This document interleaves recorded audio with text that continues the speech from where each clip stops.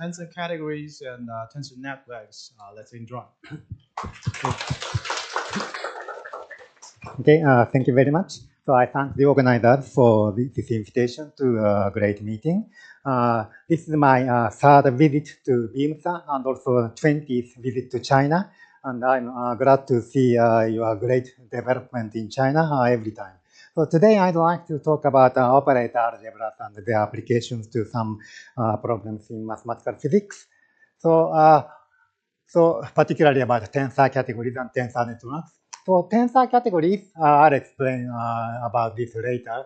But sometimes with braiding or sometimes without braiding, they are increasingly important in mathematics and physics, like quantum field theory or condensed matter physics. So operator algebras, particularly the theory of subfactors, initiated by Vaughan Jones, give powerful tools to study such categories. And particularly, I'll talk about the bi-unitary connection. I'll explain this notion later. This is some variant of quantum 6J symbols, which I also explain later. That naturally appear in theory of operator algebras. And this plays an important role in connection to tensor networks, which is important in applications to condensed matter physics recently. So the outline of my talk is following. So I first explain tensor categories and its connection to operator algebras. Then I'll explain what quantum 6J symbols are and then what bi-unitary connections are.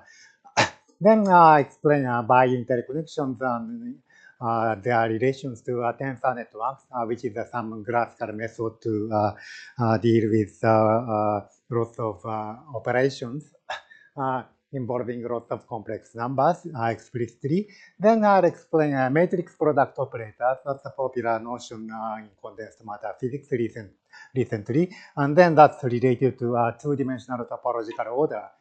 Then I'll explain alpha induction, which is a certain induction machinery for something like a representation. So for a classical representation theory, we have a notion of induced representation from a representation of a subgroup to a representation of a larger group. So we have some kind of induction procedure in this setting and the setting of tensor categories. Then finally, I'll explain some new results about flat connections and Frobenius algebras. This is a recent theory of tensor categories.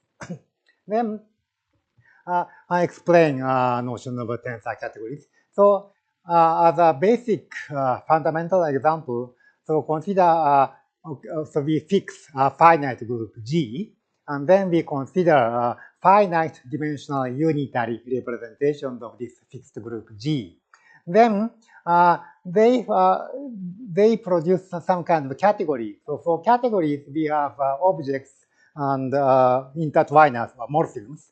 Then here, objects are given by these representations.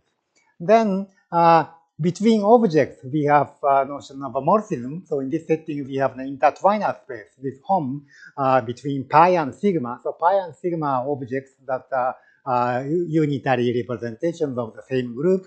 Then the intertwiner space is given by this thing. So T is a linear map. So this is so B is bounded linear operator, but here everything is finite dimensional, so boundedness automatic. So this is just a linear map from the representation space of pi to the representation space of sigma, which intertwines relations in this way. So T times pi G is equal to sigma G times T for all the group elements G. So this is a linear space. So the home space is a linear space in this setting. Then here we also have a notion of a tensor product of objects. So if we have two representations of the same group, we can make a tensor product of these two representations, which is again a unitary representation and which has a irreducible decomposition. Then we have some abstract axiomatization of this setting, and it's for the tensor category because it's a category with tensor product among objects. So this is well, I don't write down the exact definition, but this is a notion of a tensor category. Then in this example of representation of a fixed finite group, because the group is finite, we have only finitely many irreducible representations up to unitary equivalence. And if we have this kind of finiteness, then we have a fusion category. So this is the terminology we use. So this name comes from a fusion rule in conformal field theory. And also, in the setting of group representations, pi tensor sigma and sigma tensor pi are trivially unitarily equivalent. In a general setting of a fusion category, we do not require this kind of commutativity for the tensor product, but in some nice extensions, we do have this kind of commutativity in a general setting with some kind of non-trivial commutativity. And this kind of non-trivial commutativity is called braiding, non-degenerate braiding. And if we do have such non-degenerate braiding, we call this one modular tensor category instead of a fusion category. And this kind of tensor category describes a new type of symmetry which generalize the classical notion of a group. And this kind of symmetry is often called non-invertible symmetry in recent papers in physics, like quantum field theory. Then I briefly explain a notion in operator algebras. So this is of course an algebra of operators, but here an operator means a bounded linear operator on the Hilbert space. So let H be a Hilbert space, so typically L2 over R. Then all the bounded linear operators on H make an algebra because we have multiplication, which is given by composition, and addition also. A subalgebra of B of H is called a C-star algebra if it is closed in the norm topology and the star operation. Then it is called a von Neumann algebra if it is closed in the strong operator topology, which is given by pointwise convergence topology on the Hilbert space and the star operation. So this strong operator topology is weaker, despite this name, than the norm topology. So being a von Neumann algebra is a stronger condition than being a C-star algebra. And of course, typically this multiplication is non-commutative, just like a matrix multiplication. But sometimes we can consider commutative operator algebra. And if we have a commutative C-star algebra, it is of the form C of X, where X is a compact Hausdorff space. And so this is a algebra of continuous functions, complex valued. And if we have a commutative von Neumann algebra, it is of the form of L infinity X, where X is a measure space. So general C-star or von Neumann algebras are kind of non-commutative versions of these function algebras. And also, if we have a finite dimensional operator algebra, it's just a finite direct sum of matrix algebras, n by n matrix algebra, Mn of C. Then Jones started a theory of subfactors. So just like in the classical group setting, we are interested in simple groups. So also we are interested in simple von Neumann algebras or simple C-star algebras. And in the setting of von Neumann algebras, a simple von Neumann algebra is called a factor. This is just a historic name invented by von Neumann. So factors are classified into some types. Type 1, n. N is 1 to up to infinity, including infinity. Then also we have type 2, 1 and type 2 infinity. And then also we also have type 3. So basically type 1, 2, 3, some with subscripts.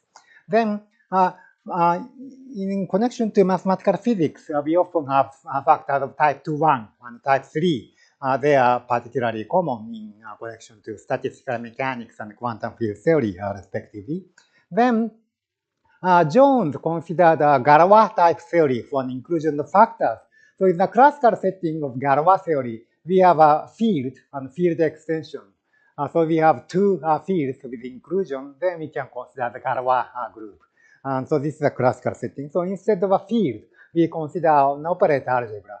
So we have an inclusion of two operator algebras, particularly factors. So one factor is containing another factor, n in M. This kind of setting is called a subfactor. So subfactor is containing another factor.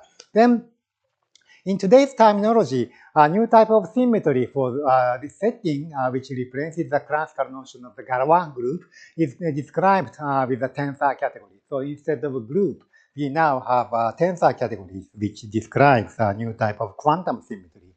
Then also the celebrated Jones polynomial, which is not invariant. This is also understood in this framework of tensor categories. Then we also have mentioned that notion of a super selection sector, which is a kind of representation theory in the setting of quantum field theory. So this is a representation of a family of operator algebras, and then this naturally produces a subfactor. So lots of different notions in different fields of mathematics and physics are naturally related to subfactor in a rather surprising way. That was mainly a discovery of Jones. Then, I explain how to study tensor categories in the setting of operator algebras. So, of course, tensor categories are abstract notions, so many people study them without using operator algebras, but we have some advantage of using operator algebras for concrete constructions or also handling of concrete problems in tensor categories. So we are interested in operator algebraic studies of tensor categories. That's our main object in this talk. So then we have three natural ways of realization of objects in the tensor category. So an object in our tensor category is some kind of representation of something. That's the basic idea. Then this kind of representation is described in the following three ways in the setting of operator algebra. So if we have an endomorphism of a type 3 factor, then we can naturally produce a tensor category. So in this setting, we have a notion of a tensor product that's given by a composition of endomorphisms. So if we have two endomorphisms of the same algebra, of course, we can compose them to get a new endomorphism. And this is a notion of a composition or tensor product in our setting. And also, if we have a bimodule of a type 2-1 factor, so let M be a type 2-1 factor, some kind of operator algebra, then we look at an M bimodule. That is the Hilbert space with the left action of M and the right action of M.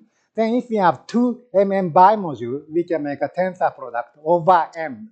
So this produces another MM bimodule. So in this way, from two MM bimodule, we can create a new MM bimodule through a tensor product. That's a composition or tensor product operation in this setting. These are rather easy to understand. But then we also have another notion given by a biunitary connection, which I explain later. That's some kind of family of complex numbers, just a finite set of complex numbers satisfying some actions. Then, so they are really finite dimensional objects, but then they produce tensor category through operator algebras. And then we also have a notion of a composition of biunitary connection that gives the correct notion of a tensor product in this setting. Then we have realization of a tensor category in this setting. Then, so in today's talk, we focus on the third method because of its connection to two-dimensional topological order. So two-dimensional topological order is rather new topic in condensed matter physics. So two-dimension means that we have just a large plane, and we have lots of something like a particle, which is often called a quasi-particle, some kind of excitation. And then these kind of particles move around on the plane. Then they have some kind of interaction. And this kind of interaction is given, described by a tensor category, or actually braided tensor category. And this is a recent hot topic in condensed matter physics, and they are described with this kind of biunitary connection, so finite dimensional, basically matrix. So that's an important aspect of this kind of application. Then, in order to explain biunitary connections, I start with some classical notion of 6J symbols. So this is a completely classical notion, but maybe not so widely known. So I explain something basic in this setting. So we fix a finite group G, or maybe compact. Then we look at 6 irreducible representation, okay, unitary representation, pi 1, 2, 3, 4, 5, 6. Then we compose them in this way. So here we compose my tensor product 1, 3, 2. Okay, but here, okay, so 2 are common here. So this means that pi 1 tensor pi 3 is decomposed into, say, pi 5. So this is just a direct summand of irreducible decomposition. Here, pi 1 are common. So if we make a tensor product of pi 3 and pi 2, that contains pi 4 as an irreducible summand. So this means that here we have a tensor product of 3 representations, and here we first decompose the left 2, and here we first decompose the right 2. So by associativity of the tensor product, we can decompose these 3 tensor products in 2 ways. So first from the left or first from the right. Then after that, here we also apply the pi 2. Then we get the representation pi 6 as an irreducible direct summand. And also the same pi 6 also can appear here. Later we apply pi 1. Then these T1, 2, 3, 4 are just intertwiners between representations. And here we have pi 2 are common. So we have identity for the common pi 2 component. So this T3 is an intertwiner from pi 1 tensor pi 3 to pi 5. Okay. So in this way, we have from pi 1 tensor pi 3 to pi 2 to pi 6, we have 2 intertwiners in this way. Then if we start at pi 6, we can compose these 4 intertwiners in this way. So we take the star, we can reverse the orientation of the arrow, so we can compose them in this way, 4 intertwiners in this way. Then we get a self-intertwiner from pi 6 to pi 6. But pi 6 is an irreducible representation, so our self-intertwiner should be a number. So in this way, by composing 4 intertwiners, we get a complex number. So if we choose 6 irreducible representations, and if we fix 4 intertwiners, then we get a number. And this assignment of a number is called a 6J symbol. And here we say 6J because we have 6 irreducible representations. And in a classical notation, here I used pi 1, pi 2, so on. But in the classical setting, they used the symbol J for representation. So we have 6 kinds of J, and that's why they call 6J symbols. So, and also here, in a very nice situation, these T1, T2 intertwiner spaces are just one-dimensional. Then basically we have only choice up to phase. So basically we get a family of numbers. So that's why they consider this set of numbers and call it 6J symbols. But in general, we have multiplicity for intertwiner space. So the space of T1 could be multi-dimensional, but still finite dimensional. So we have 4 finite dimensional space, and if we choose one vector from each space, then we get a number. So in this way, we get a finite remaining numbers, and this is called a 6J symbol. This is a well-known classical notion. Then we can generalize this to our setting of tensor categories. But for making everything explicit, use the setting of bimodules. So here we have 6 bimodules, but now I use different notation. So A, B, C, D, X, Y irreducible bimodules over some algebra. So details don't matter. So we have just bimodules, and we have 4 algebras, N, M, P, Q. And then, for example, A is an MP bimodule. So this is a Hilbert space with the left action of M and the right action of P. Then we can make this kind of tensor product. So A is an MP bimodule, X is an NM bimodule, Y is a PQ bimodule. So here we can make a relative tensor product over M. So this is the right M module, this is the left M module. Then we can make a tensor product over M. Then this is the NP bimodule. And here we have a common P. Then we can make a tensor product of A and Y. Then this is an MQ bimodule. So after making a tensor product of 3 bimodules, we get the NQ bimodule. And then similarly, here, so we first multiply X and A, and we get irreducible bimodule C as a direct summand. Then we have a common y here. So we have an intertwiner from x tensor A to C, that's T3. So we have just a user identity here. So we have an intertwiner here. And similarly, we have this map. So here x is common.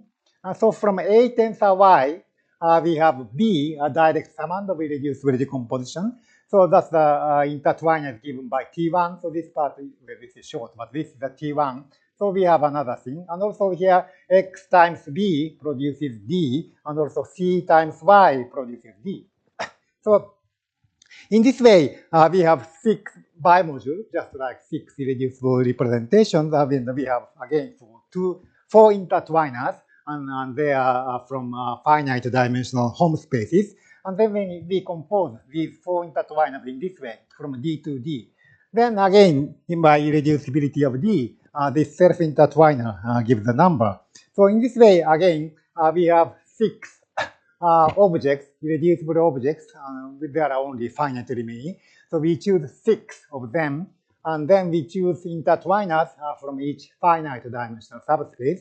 Then by composing them, we get the number. So in this way, we have a finite family of complex numbers, and they are called quantum 6J symbols. And we use the name quantum because something similar is used in the theory of quantum groups. Okay. Then now I talk a little bit about something else, but still this is closely related. We consider finite dimensional non-degenerate commuting square, which I don't give definition, but basically A, B, C, D are finite dimensional operator algebras. So they are all direct sums of matrix algebras. Then we have some kind of trace D, but it's not so important.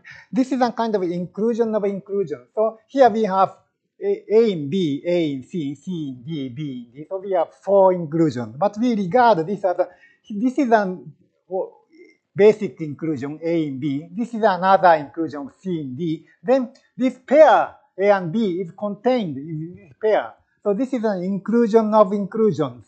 So then we have a natural notion of inclusion of inclusions, and we have some kind of nice characterization to properly grasp this setting. Then that's a notion of a commuting square. I don't explain the definition, but there is a natural notion to describe an inclusion of inclusions of finite dimensional algebras.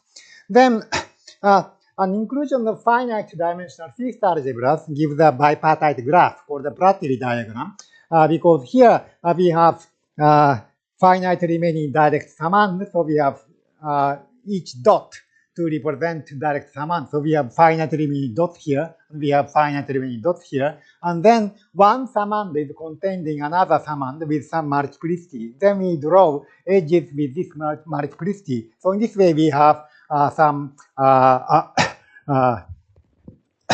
diagram, just like this.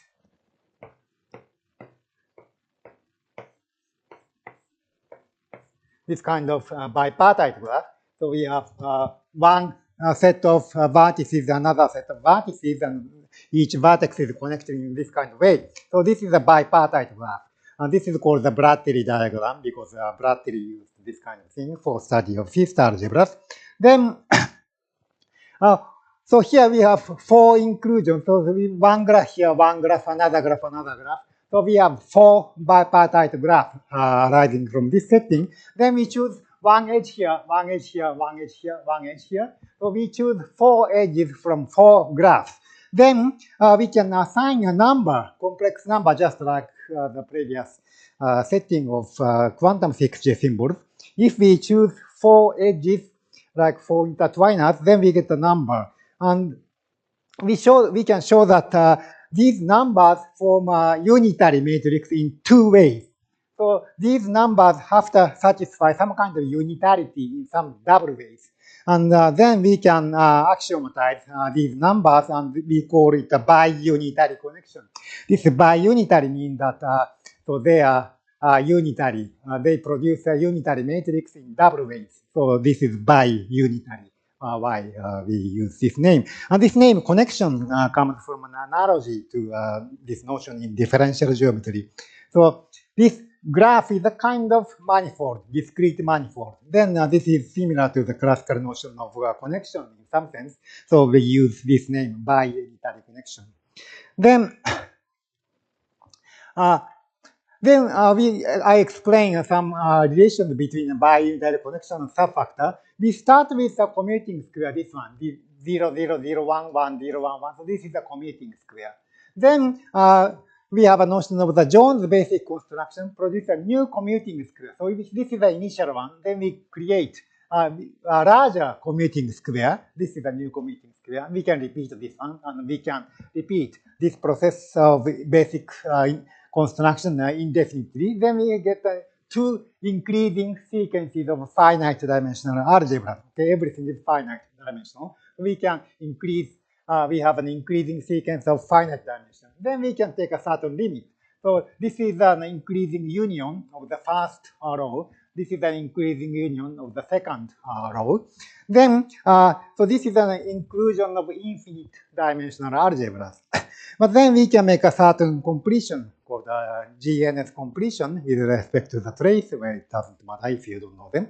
So in this way, we get an inclusion of infinite dimensional actually factors. Von Neumann algebra. So A0 infinity is contained in A1 infinity. So 0, 0, 0, 1. So the limit algebra is a kind of 0 infinity, 1 infinity, and here is an inclusion. So in this way, we get the subfactor. It turns out that we do get the factor in this way. And also we have some finite Jones index, some kind of finiteness of the inclusion. Then we also can make a vertical basic construction. So this is a horizontal basic construction, but we can also make a vertical basic construction. Then we can produce a Jones tower, so 0 infinity. So this limiting algebra is 0 infinity, 1 infinity, 2 infinity, 3 infinity, and so on. So we get this kind of inclusion. Then,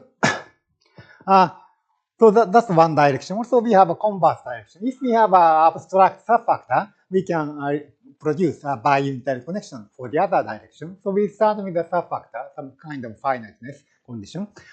Then we can again produce a Jones tower. So from the initial inclusion, we can create a larger algebra, and we can repeat this one, and so on. So we get a larger and larger von Neumann algebra factors. Then we look at the here some large algebra, and we have smaller algebra. Then we look at the relative commutant, which consists of all the operators in the large algebra, which commute with everything in the smaller algebra. And then it turns out that this is a finite dimensional algebra.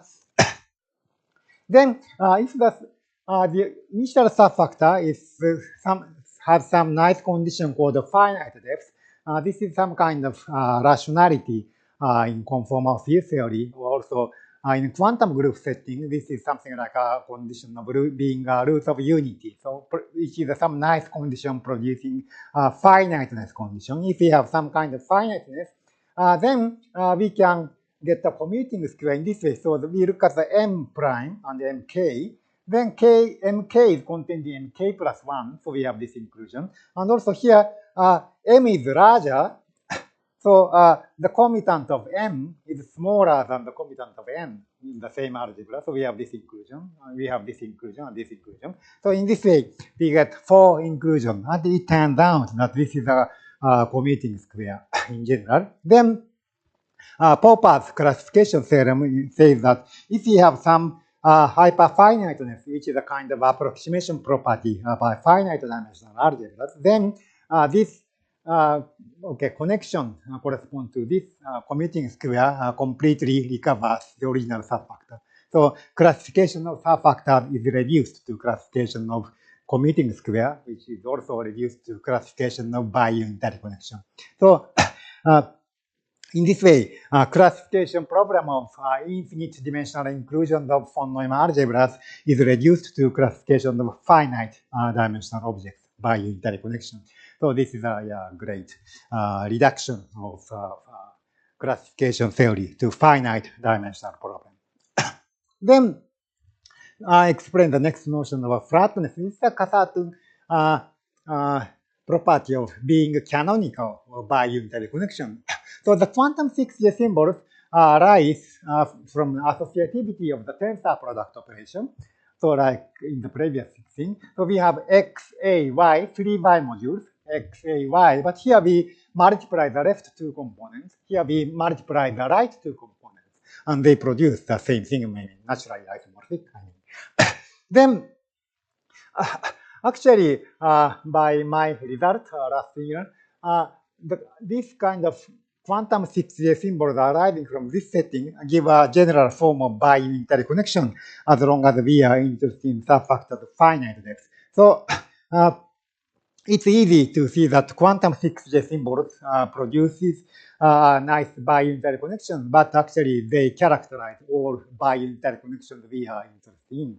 So in this setting, in this sense, basically bi-unitary connection and quantum 6J symbols in this generalized setting, with 4 algebras, they are the same kind of thing.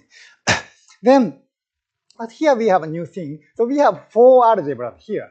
But if 2 middle algebras, M and P, okay, if they are the same, then here as an A, we can take, so here we have M and M. Then here we have also M itself as an MM bimodule. And so if we regard M as an MM bimodule, this plays the role of the identity bimodule. So this is the identity object for the tensor product. So this one. Actually, this is not a Hilbert space, so we need a Hilbert space completion, but it's not important. So here for the middle bimodule, we have the identity bimodule. So if we have this identity choice, then this is a particularly nice form of quantum 6J symbols, and it turns out that bi-unitary connections is of some canonical form, if we can choose this one to be the identity. Then we say this bi-unitary connection is a flat. And again, this name, flat connection, comes from an analogy to the notion of a flat connection in differential geometry. So this is some kind of discrete form of a flat connection. And also, yeah, actually this flatness is characterized by some property that a certain large diagram called partition function has a value 1. This property having a value 1 is connected to some nice property of parallel transport, which is really similar to the notion of flat connection in differential geometry. And this is why we use this name. So this is the characterization of bi-unitary connection in a general setting, and also this is the characterization of bi-unitary connection in some particularly nice canonical form. Then I briefly mentioned relations to two-dimensional statistical physics. So there's the notion of K-tensor, that's entirely elementary. This is just a finite family of complex numbers indexed by K indices. So AJ, that's a vector, that's a one tensor. And matrix entry is written as AJK. So this is given by 2 indices. So a matrix is given by 2 tensor. So 1 tensor, 2 tensor, the next one is 3 tensor, 4 tensor, 5 tensor, and we can consider everything. But in this setting, we are particularly interested in 4 tensor. That's important in the setting. So bi-unitary connection is a family of complex numbers determined by 4 edges. So this is a family of complex numbers depending on choices, 4 choices. So that's a 4 tensor. And this kind of 4 tensor appears recently in the study of topological order in condensed matter physics. And then here, this is a connection picture. So these edges. Then we have some, actually, there is some subtle definition because so this is a 4 tensor depending on 4 choices. This is a typical picture for representing the 4 tensor. But then we concatenate this one here. So next one, but here in the original setting, this index set and this index set are different. Then we cannot concatenate this picture. So in order to make a concatenation, we need some kind of reflection. This W prime is a kind of horizontal reflection. Then we can make a composition here. Then here, this set and this set are index set, they are the same. Then here we have C1, C4 are in the same index set. Then we can compose or concatenate these 4 tensors. But this is just a matter of technicality. And also this has some normalization. These are some positive numbers given by a graph, so that's not essential. So basically, this is a four tensor, this is another four tensor, this is a concatenation, and then this is a four tensor which naturally appears in condensed matter physics. So this kind of four tensor has been used recently by physicists in the last, say, 5 maybe years, and they are used to describe two-dimensional topological order, and their physicists are interested in explicit numerical computations of this kind of thing. This kind of structures in connection to, say, topological quantum computations. So quantum computers are really a hot topic in everywhere, and this kind of thing is expected to be useful for studies of some particular form of quantum computers, which are called topological quantum computers, based on topological manipulation. So that's why they are interested in this kind of thing. Then they have this kind of construction. So this is a picture of four tensor. So here, this A is just a label. So we have 4 wires, so N1, M1, and here we have 2 wires. So this is a complex number given by 4 indices. This is another complex number given by 4 things. And we have concatenation like this one, and also we close this loop. Then basically, we mean that we multiply these numbers. So here we have k numbers. So we multiply k numbers. And then we have a summation over closed edges, just like a matrix multiplication. So matrix multiplication is this one.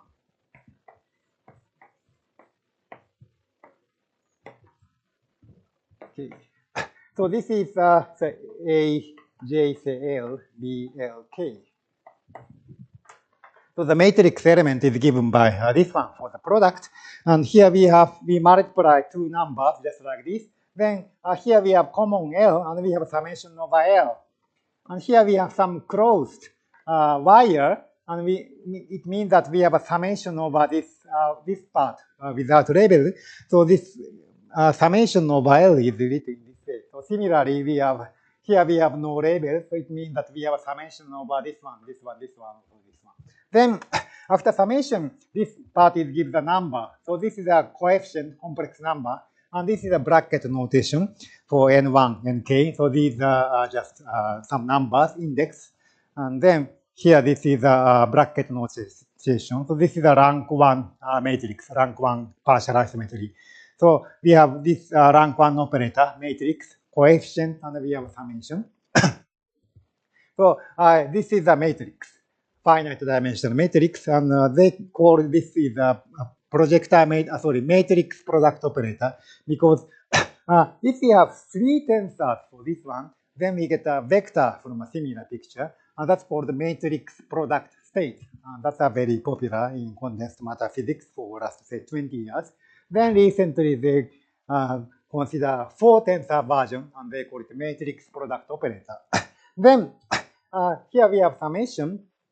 Then actually we need some coefficient normalization. Then we get a projection, and they call it the projector matrix product operator, PMPO.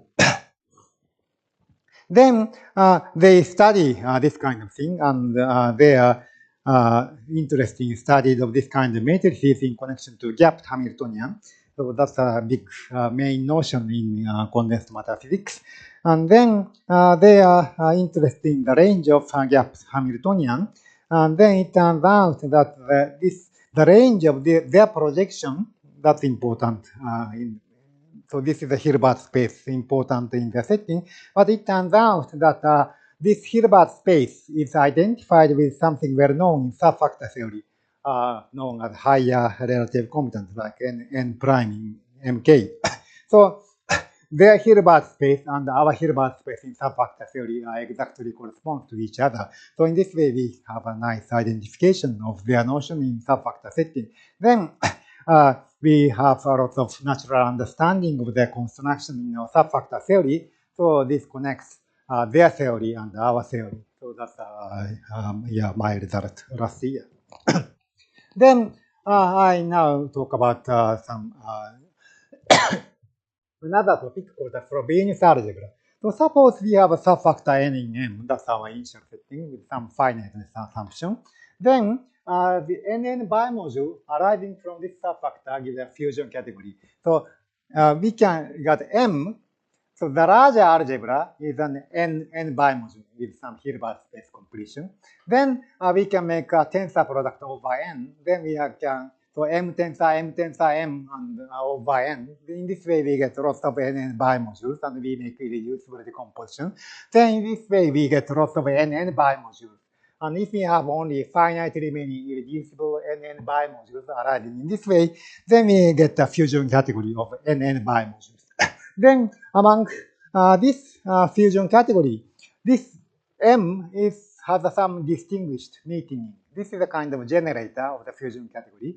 So this is a nice thing.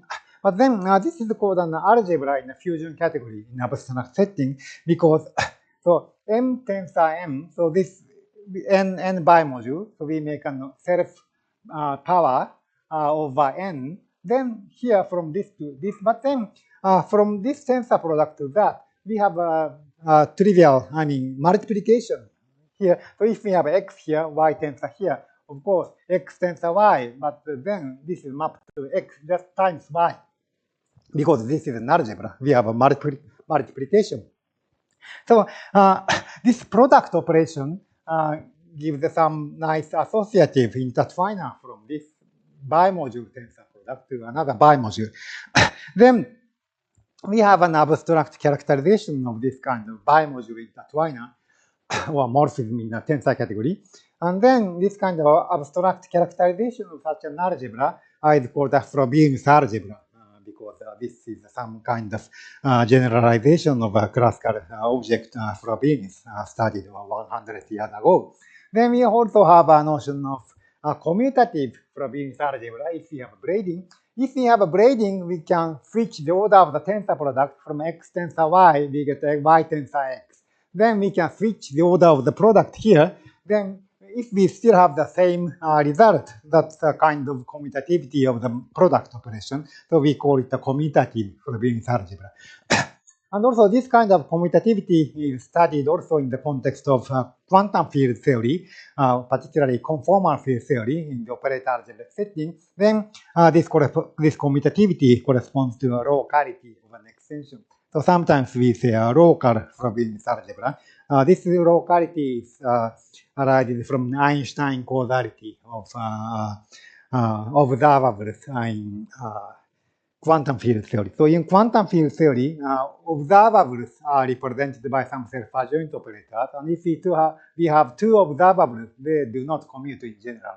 But if we have one object here, another object here, and they are space-like separated, it means that we have no interaction even at the speed of the light. Then we have no interaction, so two observables commute. And this kind of commutativity is called locality in conformal quantum field theory.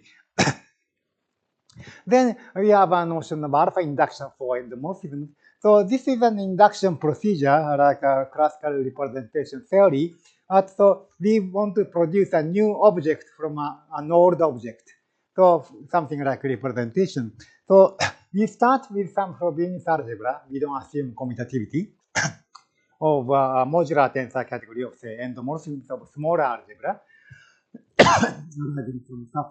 Then object is represented by an endomorphism of the smaller algebra, the lambda, the smaller algebra in the fusion category. Then we want to, so we, from an endomorphism of the smaller algebra, we want to find an endomorphism of the larger algebra.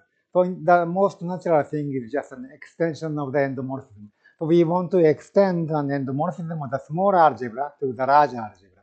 And this is not possible in general at all. But under existence of nice braiding and nice Frobenius algebra, we can make this kind of extension by this explicit formula. So this lambda is an endomorphism of the small algebra, and alpha lambda is an endomorphism of the large algebra. And actually, this depends on the choice of braiding. So we have plus or minus. This plus or minus depends on the choice of braiding. So we have overcrossing, undercrossing. So this is a choice of braiding. Then we have some iota bar, some kind of morphism inverse. Some adjoint. This is a braiding something. This is canonical endomorphism. Something iota bar. So details don't matter, but we do have some explicit formula for an extension of endomorphisms. So iota is the inclusion map, and the iota bar is conjugation arising from the Tomita-Takesaki theory, and this V is some nice isometry. Then we have this formula gives the extension. So if X is the small algebra, that gives the same thing. And the new thing is saying we just have one new element for large algebra, and that's mapped to something here. And this kind of thing was first defined by Long and Reren many years ago, and studied by Fenshu, Beckenhauer, Evans, and also with me later. So that was a hot topic many years ago, but we studied this kind of thing a lot many years ago. And then this has some new application in recent studies of tensor network. So we want to understand the alpha induction in terms of biunitary connection. That's a recent problem arising from the renewed interest in tensor networks. Then here we have the alpha induction here, alpha induction. Then these are some irreducible morphisms using A1, A2, A3, A4, and some kind of lambda mu. Then we draw something like a diagram we used for quantum 6J symbols, but somehow we have intertwiners here. But then here we have one extra step here, arising from braiding. So here we have lambda and A1, but we switch the order. So A1 and this becomes just lambda. And also here we switch the order. And this comes from braiding. So this capital E plus this is a braiding operator. So we switch the order of the tensor components. So because of braiding, we can switch the order here, then we can naturally compose here. Then, so with this new part of braiding, this picture is similar to the diagram for quantum 6J symbols we had. Then we, again, here we have, so this is the initial thing, that's the final thing. From A4 to A4, we compose now. Instead of 4, we have 6 intertwiners. So we compose these 6 intertwiners to get A4. From A4 to A4. So this is again a self-intertwiner, which is just a complex number. So in this way, so using braiding, we get a complex number arising from this. So this is a new kind of quantum 6J symbols. And here also we have, with the braiding operator, epsilon, large, capital E. So this is the kind, satisfies the axiom for biunitary connection. And this is really the alpha-induced biunitary connection. Then we redraw the previous picture. So in the previous picture, we had 6 intertwiners. And in this kind of things, this triple point or crossing represents an intertwiner. So we have 1, 2, 3, 4, 5, 6. So this picture has 6 intertwiners. And this means this picture means the composition. So I draw this picture from the top to the bottom. Some people use the opposite convention, but so this is a composition of this. So composition of 6 intertwiners. This picture represents. So here, for example, this is this part is A4. So this intertwiner is from A4 to A2 times lambda. And this is from A2 times lambda, alpha lambda times A2. This is switch. This braiding means the switching of the two components. So in this way, we can compose 1, 2, 3, 4, 5, 6 things. Then we get, so this picture has no open end. So this is a closed picture. Then by composing these intertwiners, we get a number. So this picture represents a number, which is actually given by the previous diagram. Just a redrawing of the same thing. Then, so this is a number representing a kind of quantum 6J symbol or biunitary connection. So this is our picture for alpha-induced biunitary connection. But then, so this is rather complicated. But then, so we have some kind of crossing. So after this crossing, here we change the thickness of the wire because this is a kind of NN, this is a kind of MM. So we have different kinds of bimodules, but this kind of thing has been studied by us many years ago. So we can still treat them just like an ordinary topological picture. So here we have overcrossing of this one and also overcrossing this one. Then just like a topology of knots or rings, we can move this wire to the right, okay? Because here everything is on the top. We can move this one. Then we can eliminate this crossing, and then this move to here. Then here we have a new crossing, and this new crossing here. So just by moving this top wire to the right, we can eliminate two crossings, and instead we get new crossing here. But then this new crossing is just between this lambda and this mu. So here we have lambda mu. So this is the original braiding, okay? But here this is a new type of braiding involving alpha induction. So this is original picture involves some information about alpha lambda plus. So in order to compute this picture, we have to know about alpha lambda. But this is not what we want. We want to have some diagram without involving alpha induction, alpha lambda. This is a new thing. This is actually what we want to know. So without knowing this, we can compute this diagram because we have only this crossing. This is the original braiding. So this is the same picture. So just by compute, here we have 1, 2, 3, 4, 5 intertwiners. So this is the composition of 5 intertwiners. Then just by computing this picture, we get a new alpha induced by interconnection. So this is our thing. Then here we want to know the role of commutativity of the Frobenius algebra. Then we prove that the commutativity of the Frobenius algebra implies flatness of the alpha induced by interconnection. So if we do have commutative Frobenius algebra at the beginning, then we get by interconnection in the canonical form. So two notions, commutativity and here flatness, so they are naturally related in this way. So for proving this, we need to compute the value of this diagram. So now this is the same picture as before, but now here we have 4 objects labeled with iota, the canonical embedding. So here we have the same thing. This is lambda, this is mu. But for 4 objects out of 6, we fix them to be the iota, the initial inclusion. Then we have to show that this is 1. But then the commutativity of the Frobenius algebra shows that we can eliminate this crossing. So if we have crossing like this one, actually the commutativity of the Frobenius algebra removes the crossing just like this.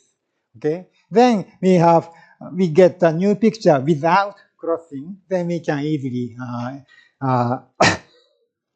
evaluate the diagram. Then basically we get 1 up to some normalization. And also having value 1 is basically a characterization of flatness. So in this way, we can directly compute this diagram. We can evaluate this diagram to get 1, and this implies the flatness. So in this way, we have a commutative Frobenius algebra that produces a flat connection. So that was the result I had last year. So this is one direction from commutativity to flatness. But then I now talk about the new thing for the converse direction. So I gave a talk about this result last summer in Rome for the birthday conference of Roberto Longo. And then after my talk, Longo asked me the following question. So does the converse direction of the above result hold? So I explained the commutativity of the Frobenius algebra implies flatness of the induced connection. So how about the converse? So I didn't know the answer last year, and also actually I said the converse was unlikely to hold, but I was wrong. So this is what I'd like to explain today. And the reason I thought the converse was unlikely is the following. So I got evaluation of the previous diagram, and I got the number 1. But then it looked like a kind of a coincidence. It could be equal to 1 just by some another reason. Then the converse would not hold. But in the classical case of the ADE linking diagram, so this kind of biunitary connection was first studied by Okunian many years ago, and he studied biunitary connections on the ADE linking diagrams. And in that case, it's well known that the flatness of the biunitary connection exactly corresponds to the commutativity of the Frobenius algebra. But this case was too special because in the case of AD linking diagrams, due to some simplicity of the graphs, we have lots of very particularly nice properties, which is just a kind of coincidence, and we cannot expect them to hold in a more general setting. So the previous diagram could have value 1 just by some other coincidence. That looked completely plausible, and that is why I thought the answer could be negative, I mean, for the converse. But then, I now recently I realized that converse is actually true, that the last, right? So I explained finally why the converse is true. So the above argument of flatness, so for one direction of my result, that relies on certain evaluation of some pictorial diagram, as I explained. But this type of argument doesn't give you a proof of the converse because, just I said, so we want to compute, evaluate some diagram, and then so I remove the crossing using a Frobenius commutativity of the Frobenius algebra. This crossing can be removed, but this is just a one-direction argument, and this is not the if and only if characterization. So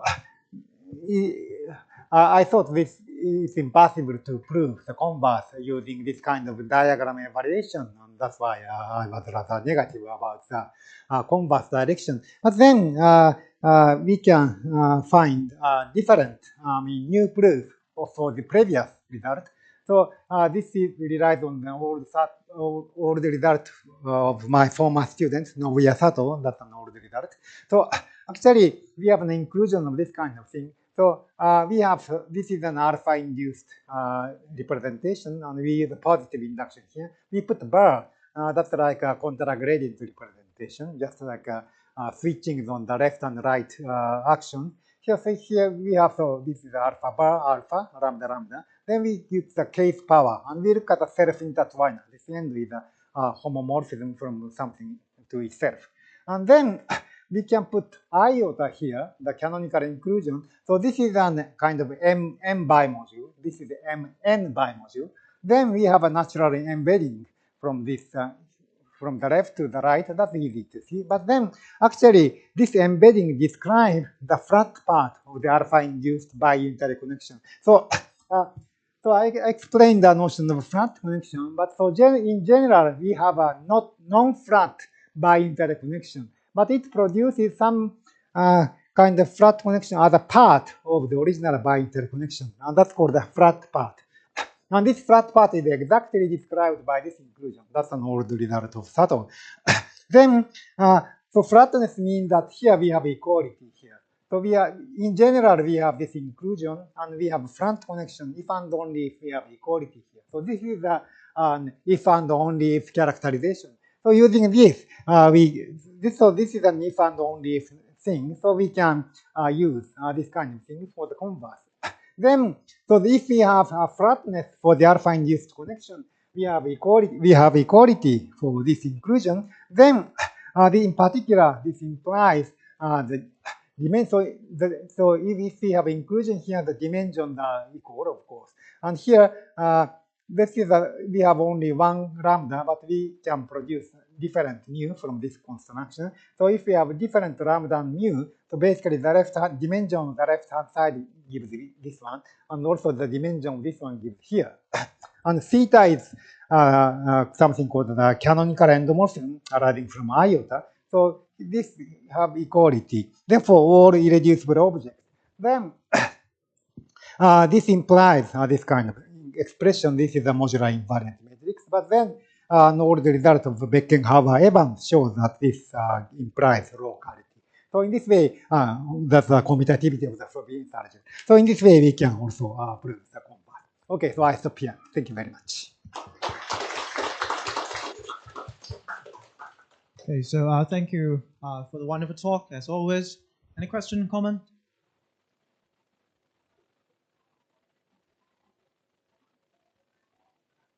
Yeah. So would you like to intuitively explain why the subtle result gives the flat part of the alpha-induced? Actually, that's not that difficult. This is a quite non-trivial inclusion, and I don't have a good explanation. Yeah. Any other question, comment?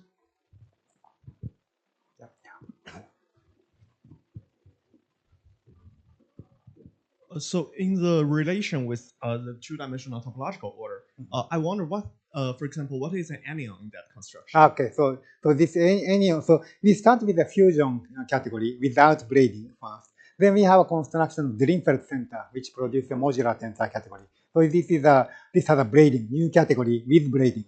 And also object there corresponds to anions. I see, but how do we see that from the four tensor construction? Okay, so this Drinfeld center can be described with four tensors. So also physicists like Bultink and others, so they have their own construction of anions out of four tensors, but they are exactly the same as our construction in subfactor setting. Well, I see. Thank you. Yeah.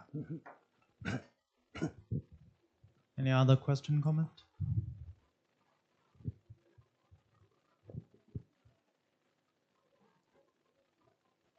Now let's thank our speaker again. Yeah. Thank you. We'll resume at 45.